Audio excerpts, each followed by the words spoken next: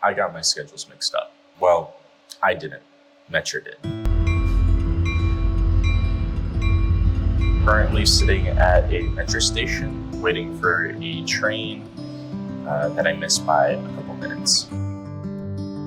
Metro told me online it would be leaving 10 minutes after I arrived. But then I saw the train leave right in front of my eyes. The paper schedule on the inside of the station was apparently more accurate, so now I wait.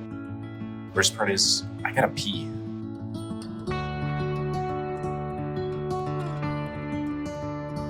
A different train passed by on the same tracks.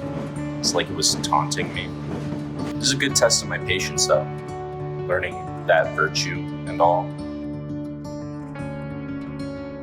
I was actually doing a different project that will come out soon. But in the meantime, I'll have to wait.